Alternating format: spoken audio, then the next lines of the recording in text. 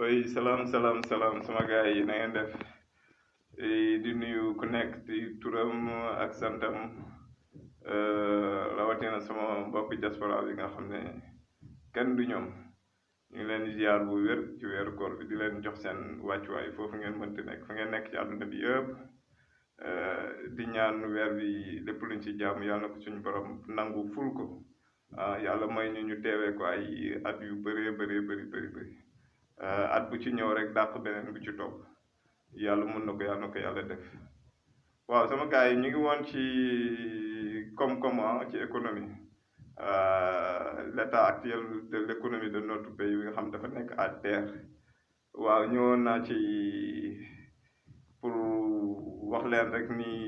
ni affaire yi demee ak fi métti bi toll suñ ko doon nataal dafa mel ni yaramu màgget rek foo laal day métti waaw comme bi économiquement dëkk bi foofu la toll ñëwoon nañ ci ànd ci ay précision pour wax ne gars yi chiffres yu ñu leen di jox ce n'est que des chiffres mais réalité bi mooy l'économie va mal léegi ci loolu lañ nekkoon bon tey ñuy ñëw ci même lancé bi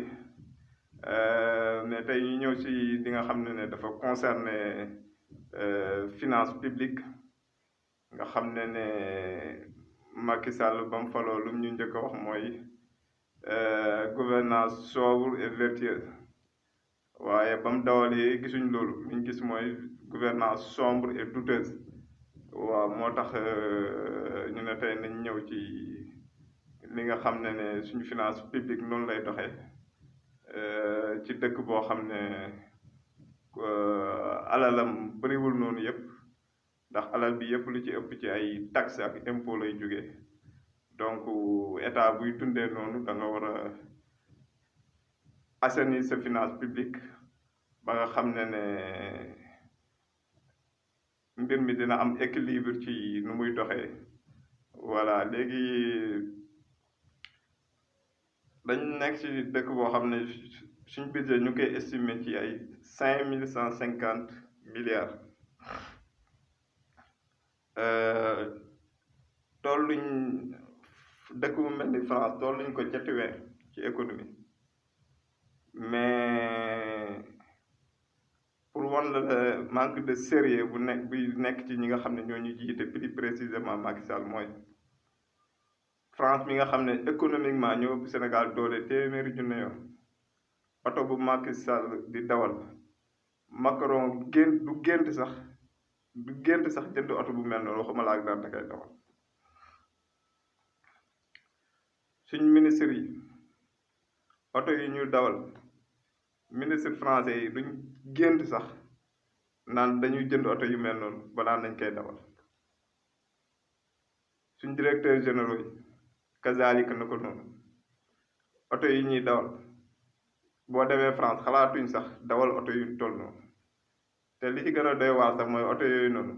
à 80% état bi moo koy financé ñoom 20% lañ ci def après ñu moom oto bi ci dëkk boo xam ne hôpitaux yi le minimum bi nga xam ne d'assistance bi nga xam ne moom lañ mën a traiter malade amul ci hôpitaux yi malgré loolu nga nekk ci dëkk bu mel noonu un président se permet yore fonds politique boo xam ne presque c'est estimé à 10 milliards te amul benn corps de contrôle bu ci am accès ba pare ñu bëgg ñu wax benn gouvernance sobre et vertueuse ak ay dossiers yoo xam ne ay corps de contrôle ñoo leen épinglé muy ay détournement yu leer nañ nga xam ne c'est public ay corps de contrôle ñoo épinglé ñooy mujjul fenn ci gouvernance sobre et vertueuse ñun li ñuy wax mooy dëkk bi suñ ko bëggee doxal foog ñu teg ko ci yoon mooy mënul am ay sénégalais yoo xam ne dañu nekk à côté di dem ci hôpitaux yi di dee foofu parce que tout simplement amul benn pris en charge bu ci war des gens se permet parce que tout simplement ministre lañu wala député wala lii nekk ci benn luxe bu insolent. C'est intolérable et c'est insupportable. Gouvernement sobre et vertueux boobu noonu mu ñu waxoon gouvernement sobre et douteuse lañ fi gis dëkk boo xam ne ay nit ba léegi ñu ngi leen teg ci ay salaire ñuy matu ci ay saret des gens se permettent de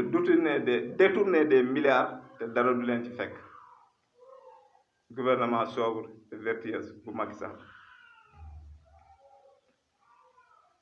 dëkk boo xam ne